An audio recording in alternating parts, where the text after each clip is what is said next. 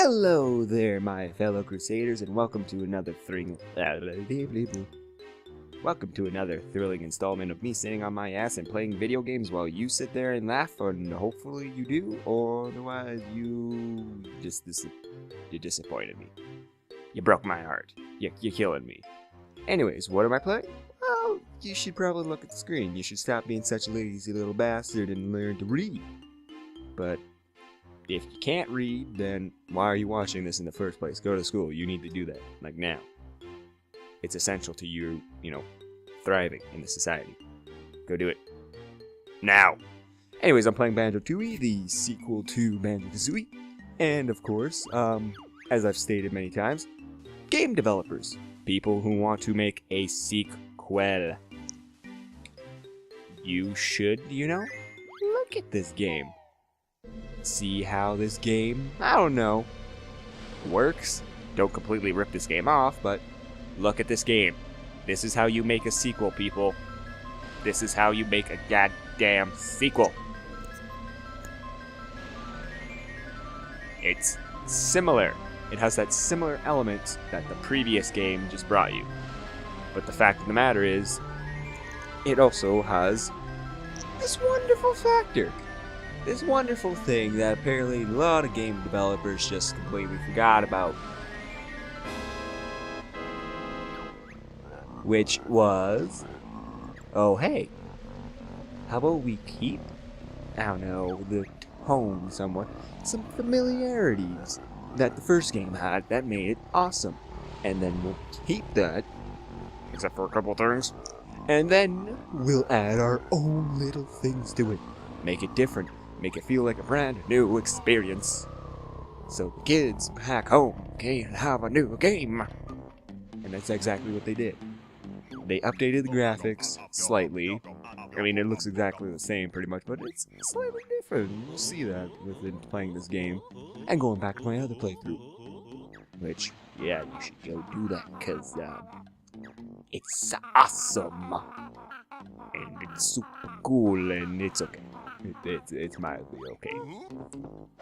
Huh? And of course, you got your main characters here, Kazooie and the Banjo, who no one really gives a shit about Banjo, but Kazooie, she's a cheeky little bitch, because she's a woman, and she likes to fuck with people and just overall be a sarcastic little bitch. So obviously our protagonists here are just the most wonderful people I have ever witnessed in my life. You can also see from the beginning here, this has already got more of a darker tune to it.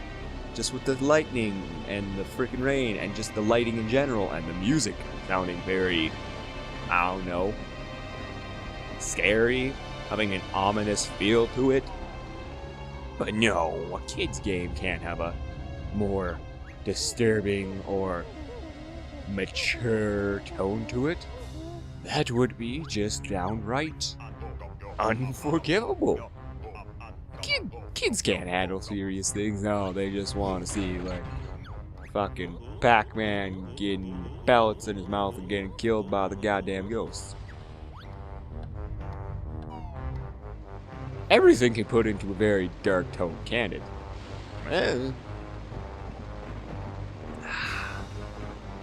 All I'm trying to say, is just goddamn get this game. It's a great game.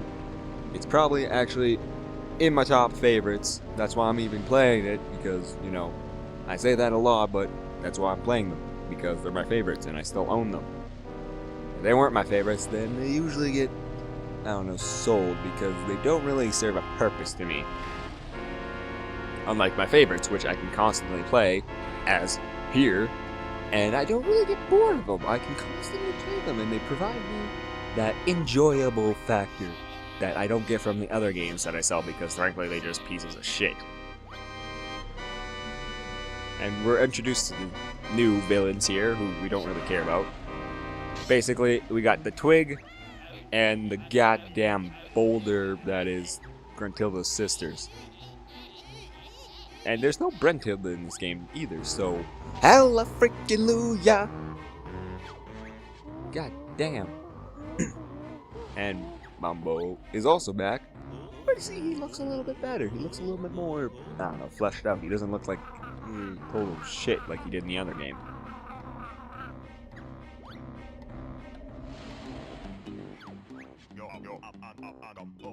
And Mumbo is super brave. He will defeat the Doichis. Because that is what he does. Also, you notice they're playing poker. They're gambling.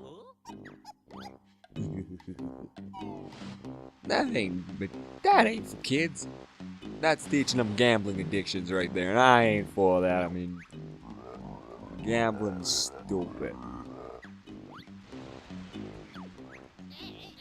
Poor Klungo, he feel bad. Look at, we got espionage going on in the background. Look at that little bastard.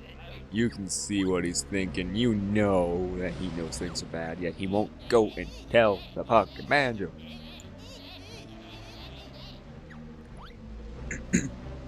I love the intro to this game. I love this game in general. Go buy this game, people. Like I said, you should just, go buy it. If you love Banjo-Kazooie and you never played this one, then obviously you have a problem and you just missed out on your childhood. And frankly, my heart bleeds for you, but I don't... Ew, man, her underwear looks ugly. Why do I see her underwear in the first place?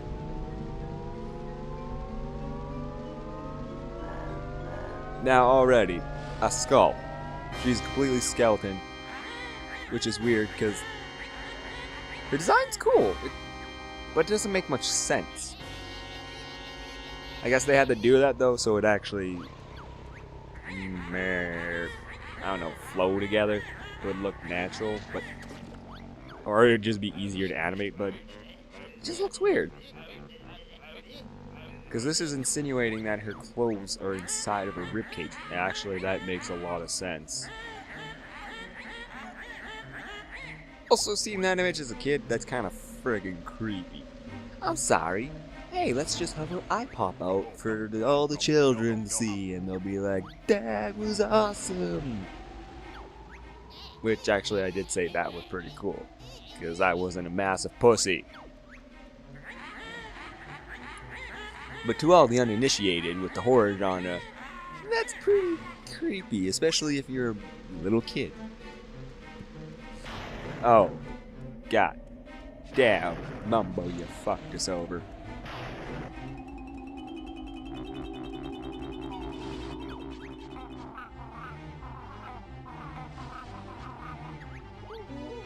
Still playing. Like this is a long intro, and frankly, I don't want to really skip it, just for the simple fact that I feel like everyone needs to see this intro, see how it kind of differs from the beginning of the first game.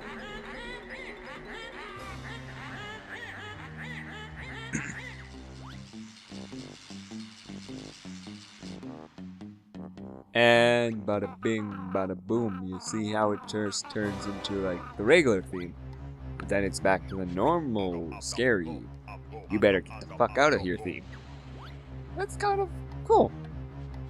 It's a little weird though how they transitioned that, but I ain't gonna complain.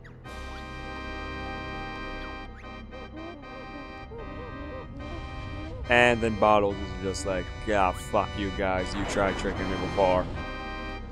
Fool me once, shame on you. Fool me twice, shame on me. Fool me 3 times, well I'm dead. I think that's how that saying goes. I think. Don't quote me on that one. Ow. Yeah. Oh yes, also, update. Oh, troops. Which are a little bit more threatening than Gruntilda's troops, which were really kind of silly. Because this one, they have flying enemies. They had flying enemies in the other one, but they weren't really that scary. Or freaking Klungo.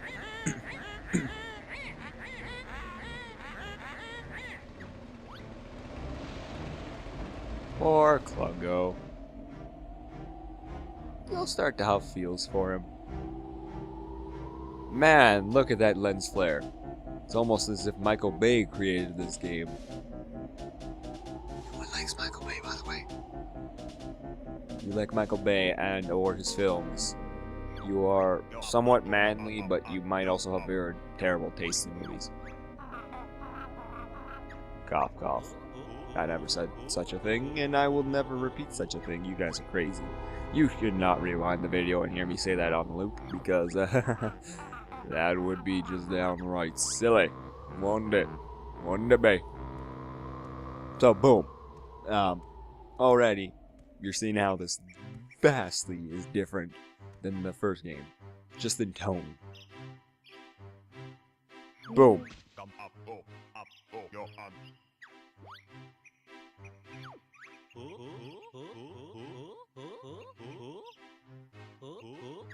See?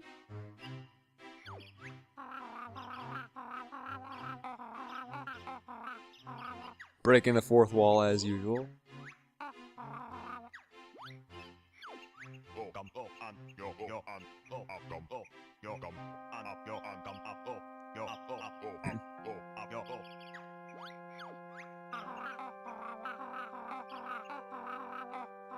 I'm sorry, I was actually reading there. I completely forgot I was even commentating, because professionalism, it exists on this channel. Ching! And then we have that great piece there composed by the wonderful Motsan. What the fuck was that? That was weird. No, I know how to play the game, Bottles. I literally just completed this.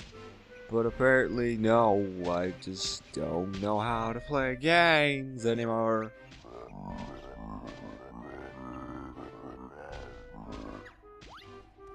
Oh, poor Klongo. You really start to have the feels for that guy. Even though he is the bad guy, you really just start to feel the feels. Really? Also, this kind of breaks the wall there, because you don't even know he's a character in this game up until a certain point. But yet he appears here anyways. Kind of, you know, it's stupid. Kind of has a bit of a discrepancy there, doesn't it? I mean, all of a sudden you have this new guy talking to you, even though Bottle's ghost was talking to you before. But nope, not important. Not important at all.